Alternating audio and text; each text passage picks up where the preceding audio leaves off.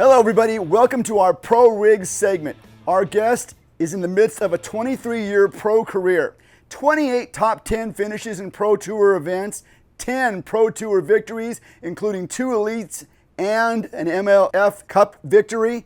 He's a 3-time Bassmaster Classic qualifier. He's won over $1 million during his career. He's also the director of Western and International Sales for Basscat Boats. Welcome to the show, Kevin Short. Thanks for being with us today. Well, thanks for having me, Keith. How's everything going out there on the left coast? Well, you know, our fires are out for the most part. We got about a 105-degree day today. That's a good thing. And, you know, it's business as normal now. So in this Pro Rig segment, we're going to talk to you, Kevin, about his vehicle of choice and, of course, his boat. So, Kevin, what do you tow your boat with typically?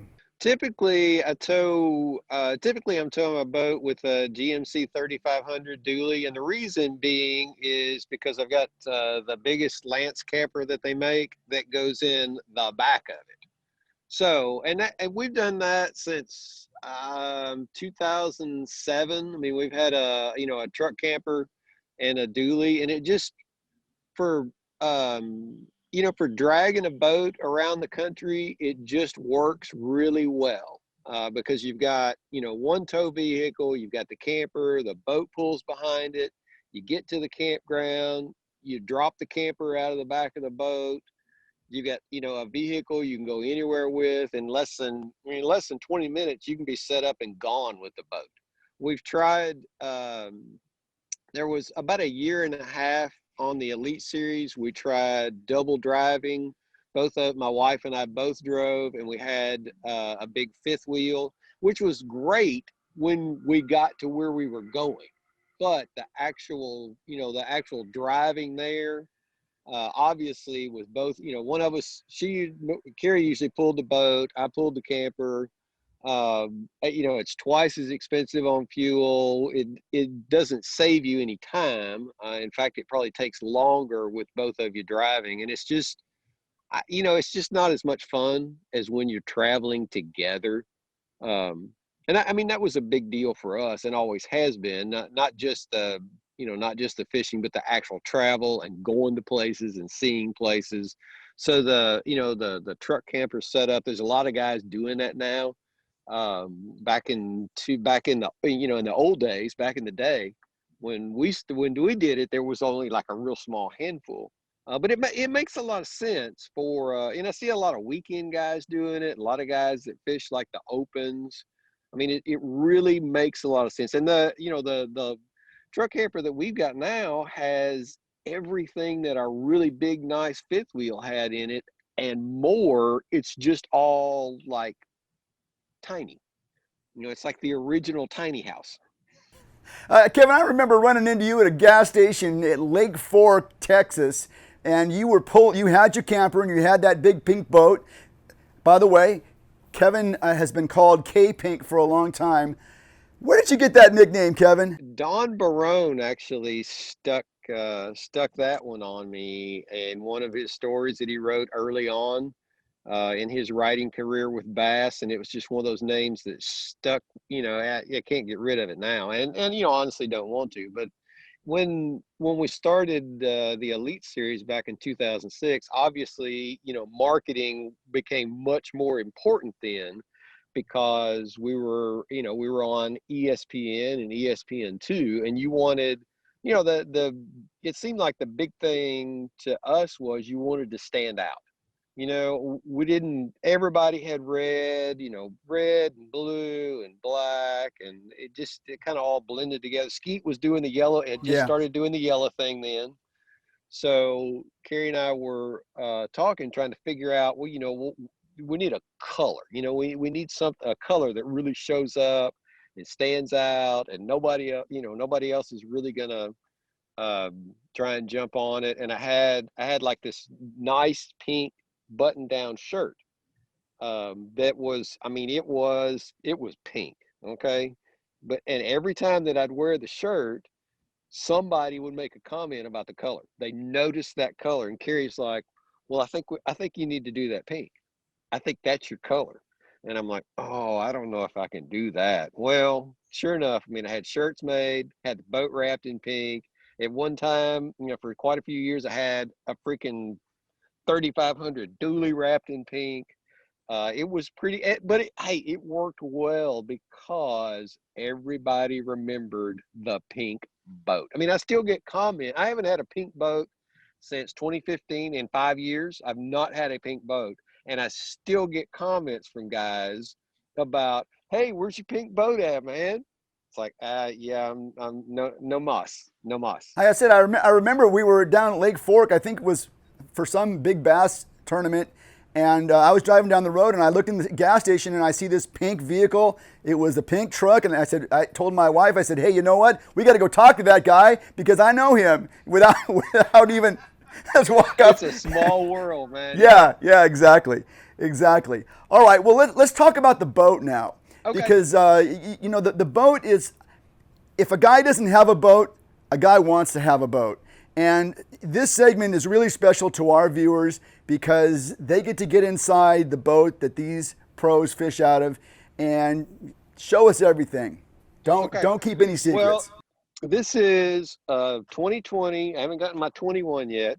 We just started building them about 6 weeks ago. This is 2020 Bass Cat Era. It's 20 foot, 4 inches long. It's rated for up to 300 horse engine. This is our smallest 20 footer that we make at Bass Cat. We have two models, a Puma and a Cougar, that are 20 foot 4 inches. We have 20 foot 8 inch, really super wide lengths.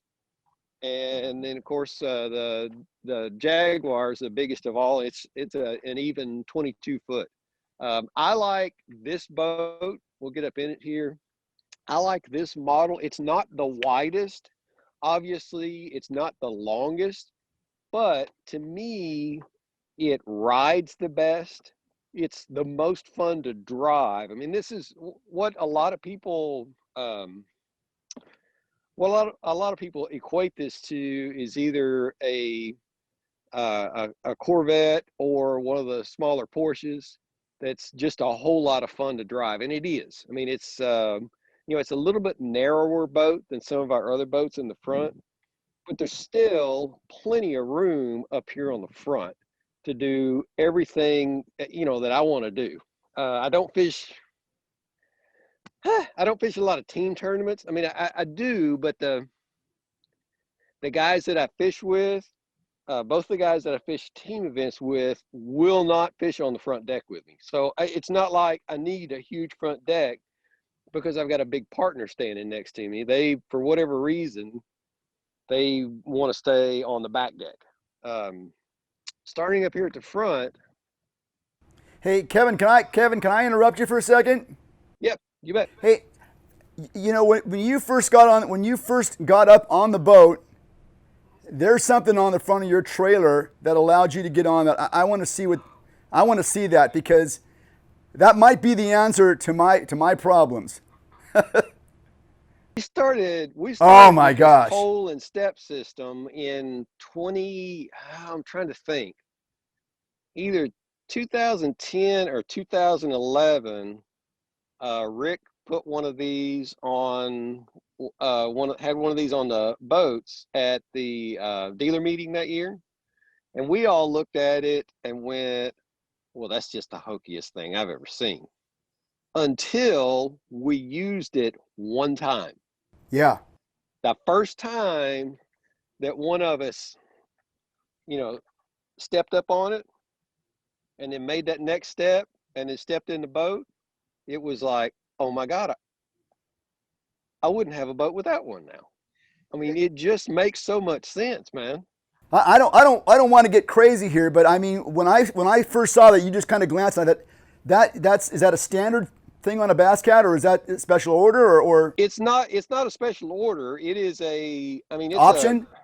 it's a standard option. Yeah, Yeah. it's not a standard even on our premium boats, but it's an option that almost everybody gets it. I mean, there's a few guys that don't get it, but I mean, it's not an expensive option. It's very simple and it's very efficient. And I'll tell you, the most that I use it is when, when I'm putting it in at the ramp and I actually have to step from the, the back of the tailgate. I've got something right here to grab onto, Oh to yeah. balance with, to get on the front of the boat. That's when I use it the most, especially like the steeper ramps where the trailers, where this part of the trailer is going to be in the water.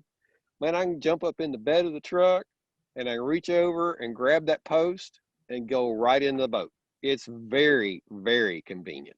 I launch my boat almost exclusively by myself. Even when I have a partner, I usually do the launching because of the backing down thing. And when I saw that, I said, "Wow, that's nice." Sorry I interrupted you, but that's a very cool feature. The last couple of years, I've run Garmin electronics, not exclusively. I mean, I have a Humminbird on the console. We'll talk about in a minute.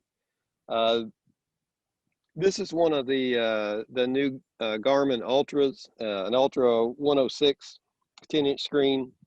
And then on the side over here, I've got a little 93 SV that I use exclusively for the live scope. Okay. I mean, the only thing that I look at on this one is live scope, and I've got it rigged up on this little mini Kong mount, which comes, I mean, it actually comes off here real simple. And then you can unplug the cables. Oh, wow. And if I know I'm not going to be using the live scope that particular day, I'll just take it completely off, put it in a rod box. So I like that setup. It's worked really well for me the last couple of years. This year I went with the Garmin force trolling motor. I wanted to try one to see, what the difference was between it and the Ultrex. I kind of looked at the Ghost and I couldn't really decide whether I wanted a Ghost or whether I wanted the Force. And since I run Garmin, I mean, I went with the Force. It's worked very well for me. I'd buy another one. I don't have anything bad to say about it. It does a really good job. It's extremely quiet because of the brushless motor that it has. It's very efficient on the batteries. That's the first thing that I noticed, and it's also, I mean, if you've got it turned anything less than probably 40%, I mean, sometimes you have to like look over the front of the boat to see if it's actually turning, because I mean, it's that quiet. It's got the locking feature. Well, I'm talking about the trolling motor now, but the trolling motor, it's got the GPS lock on it. Yeah, it's got the anchor lock on it. The Yeah, anchor ankle lock lock. works. The nice thing that I've noticed with Garmin is they are continually updating their software. When I first got it back last November, I wasn't overly impressed with the anchor lock. It wanted to it wanted to wander a lot. I mean, it had a pretty wide um, a pretty wide, what do you want to call it, space that it would wander back and forth in.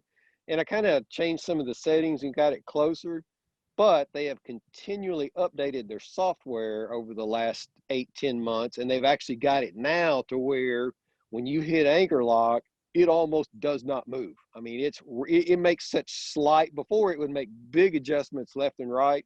Now it makes such slight adjustments left, right, forward, back, that it stays much closer to where you want it to be. So I mean, I've got to give kudos to Garmin. They continually update their software. I'll show you one nice piece of equipment that I've added to every boat that I've had probably the last 7 or 8 years. And that's this little doodad right here. This is I think they call it a stow and lock maybe, but I mean, you can see it's actually bolted into the bracket here and then screwed down into the floor. And the trolling motor, one of the problems that some of the manufacturers have had is these little locking pins right here that are supposed to lock the trolling motor down. I don't know if they're breaking, bending, or whatever, but they've had some problems with the trolling motors in extremely rough water wanting to jump up and actually deploy. Oh, Well, this little dude right here takes care of that, because it's not coming up until you reach down there with your toe and push that lever forward. oh, It's, that's I very mean, they're cool. expensive. They're 80, $90. But I would not have a trolling motor on a boat without one. I mean, I wouldn't, because it ain't coming up, period. Very cool. This is outstanding. Yeah, it is. Moving on back, this boat is set up, the era is set up a little bit different than your typical, than the typical front deck on your boat. It has, instead of having what we call horizontal storage, it has vertical storage. It runs up and down the keel of the boat. And what it does, I mean, you can see how I've got my planos running front to back instead of going side to side, they're running front to back. And then down here in the center, when you can see we got net storage right there in the center that goes all the way down to the keel of the boat. The nice feature about this is if I want to work in this side, I can close this lid, sit right here, and get to everything that's in these boxes. If I want to work on the other side, then I can open it up, get in it. I've got everything handy. One thing, I've done this for years. I mean, I've got a little strip of Velcro attached right here. And I've got all my little markers and stuff. You can see I've just got strips of Velcro around them. So I got all my little markers right there handy. Kevin, Sometimes I'll what put are it you using those on markers this for, same Kevin? side. Kevin, Yeah. what are you using those markers for? Well, if I get bored, I'm like coloring, man. Come on. Actually, what I use them for is when I'm throwing, a lot of times when I'm throwing a jig and I'm using like these little Yamamoto double tail grubs or, a speed craw, something like that, I'll take, either the orange or the chartreuse and color the little tips on the trailers. Let me see if I can find, here's one right here. I'll take that little chartreuse pen. We'll do it on the bag here so I don't color up my boat. I'll just put a little dab of chartreuse on there. Flip it over. Same thing on the other side. And can you smell the garlic scent in there? Can you Smells smell the great. garlic? You smell that Smells great. garlic? I I don't know can. that does any good, but I do know, let me find my camera here. I do know that little bit of chartreuse sometimes makes a big difference. I don't know why, but especially in stained water, either the chartreuse or in like really clear. I like to use the chartreuse and when the water's got a little stain to it, and I like to use the orange. I use this little orange one here if the water is super clear. It seems like maybe I get a few more bites. The black one, I use the black one for I use a really bright yellow braid, and I'll color like the last 2 to 3 feet of the braid black so that it blends in better with with the water. The red one, man, this red one I've had, holy cow. This is this red one goes back to like yeah, I mean, I'm telling on myself now. This goes back to like 95, 96. I have had this one freaking marker. Okay. And I was fishing back then, it was the Red Man. I was fishing the Red Man over on Lake Washita, which is here in Arkansas. And I needed a red crankbait and I did not have one. So I went to like Hobby Lobby or Michael's or something there in Hot Springs, and I bought this marker, and I had like some Pose 300s, and I colored one of them all red. I don't even remember what color it was to start with, but I colored it all red, and then I took like a little black Sharpie and made like little black squiggly lines, like a crayfish would have on it.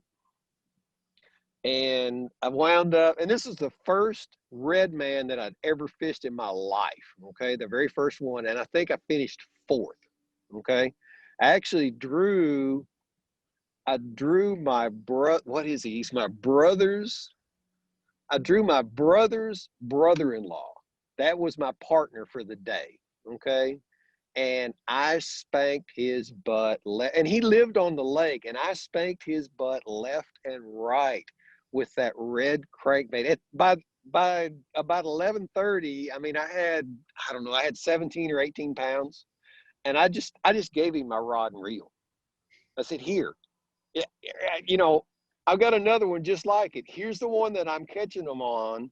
You see if you can't catch some fish. And he caught two little bitty, just barely keepers all day long. I got in the rod box and got another rod out, same line, and I colored me up another bait just like it. And I just kept catching them. I don't know why. I was he was standing in the front of the boat right beside me. I can't explain it, but that's how long I've had that red marker. So it goes in every boat, everywhere. Okay, well Okay, we kind that of was got a off track there. well, no, that was a gold nugget. We look for these gold nuggets whenever we have these interviews. I can usually get someone to spill the beans on something, and I appreciate it. Only thing about those markers, I mean, are there specific brand markers that you use? You said something about one of them having a scent in it. Is that a made for fishing marker? Yeah, these are Spike It actually makes these. I mean, this is Very cool. let me get to there we go. I mean, this is a Spike It marker. I mean, you can buy it at any tackle store. These are garlic. You can also get them, I believe, that are unscented. Um, I don't know why you'd want an unscented one, but I mean, I guess, if you didn't like the smell of garlic or something, you can get them unscented. It's basically the dip and dye. Oh yeah. It's basically dip and dye and a marker. That's all it is. And it's much more convenient. It's hard for your co-angler to pour it out in the floor of the boat, all over the seats, that kind of thing. So I mean, I like it. And I've had, they'll eventually dry up, especially if you don't get the caps on them, tight. But I've had some of these for, I don't know, quite a while. I mean, they last 4 or 5 years before they eventually dry up. Well, that is very cool. That is very cool. We are talking to Kevin Short. He is a 23-year pro, and he has given us a tour of his boat right now like we have never seen before. Kevin, we keep running into cool stuff. I feel like we've only looked through about half the boat. Show us the rest of it. What's on the right side of that front deck? Is this like a 3-hour show? It's not supposed to be, but we're not cutting Oh, any of this okay, stuff. okay, okay. All right. So hang on. Yeah, we just opened up one compartment. I know it. Tackle. I know. Okay. This boat, most of our tournament level boats have what we call a little day box in them. I mean, this is just a Excellent. small storage area where I've used it to put little stuff. I mean, I've got my little spools of line here that I use for leader and stuff like that. An extra reel or two in there. Small little jig heads, stuff that I get to kind of infrequently, but I want it handy. Um, in the port side, this boat you can get rod organizers in either the port or the starboard side. I usually just get one in the port side, and the nice thing about ours, unlike some of the other manufacturers, is ours we got nine tubes up here that you can see, but then underneath you can see you can put rods up underneath too. So I mean, right now, let's see, I got 9 in the tubes. Then I got 1, 2, 3, 4, 5, 6, 7, 8, 9, 10, 11, 12, 13, 14. I've got another 14 laying underneath on the floor. So I got 23 rods in this one box, and I mean, I could still get another 6 or 8 in there if I wanted to. Lots of room. And this isn't one of our bigger boats. I mean, this is actually one of our smallest 20-foot boat. In the starboard side, I usually use this for life jackets, clothing, push pole, throw cushion. Man, it's just miscellaneous stuff. I got my little lithium battery pack in here for jump starting the boat that I've never used on mine, but I've used it with other people for 4 or 5 times. Knock on wood. Now you can get, most of our boats, you can get another rod organizer in here if you want it, but I haven't gotten one in years because this system works really well for me. Most bass cats have storage underneath the seats. This one's no exception. On this side, I got my fire extinguisher right here. I've got all my safety gear in this bag right here, flares, signaling device, all that type stuff. I keep my cull floats here. In the other side, I've got some of my heavier weights. I got like my hooks and like 3/4, 1 ounce, 1.5 ounce weights that I use for punching in there. Got my lure retriever, my hound dog lure retriever on the leash. Rope in there. Got the dog's collapsible bowl in there. Underneath, most of our boats that have the underseat storage in the center, we have an insulated cooler. Okay, this one's no exception. Got a little storage box here for sunscreen. Leave my phone in there, my keys in there, that type stuff. Turning around here on the front step, this step right here is also an insulated cooler. It actually has a little divider in it where you can put sandwiches, stuff that you want to keep dry over here on the side. At the console, I've got a Garmin Ultra 126, and I've also got a Helix 10. And the reason for having 2 of them is I really like the side imaging and the mapping that Humminbird has. It is exceptional for those 2 things. The Helix units really offer a lot for not a lot of money, relatively speaking. I have the opportunity to see all brands of electronics and see how they work. And to me, the side imaging and the maps in the Helix and obviously in the Solix units are far superior to what anybody else has. Now, with that being said, Garmin has improved theirs dramatically, but it's still, in my opinion, it's still not as good. And these are, nobody's giving me anything when it comes to electronics. This is all APM right here, okay? This is all coming out of my pocket. So I buy what I think is the best, okay? And what works the best for me, okay? All of our boats have a touchpad here that controls live wells, pump in, pump out, bilge pump, fuel. You can switch the fuel back and forth to see what's in which tank. We have a built-in security system, lights, accessory, everything is right here. Some guys don't run a hot foot, a foot throttle. I've had one for years. I like it. It works well for me. Man, moving on back, obviously, live wells right here in the center. Kevin, what's the theory behind the triangle live wells? I've seen that on several Bass Cat boats now, and I've kind of wondered, is there a working theory on that? Or we feel like it's a much more efficient use of the space on the back deck of the boat. Okay. It also, it gives you more room front to back than a typical rectangular live well. And I've had 36 pounds, I believe, in one side on. I've had 30. I think I've had over 30 several times with no problem. And what I've found is they are, they're so deep. I'm still reaching, not touching the bottom. Okay.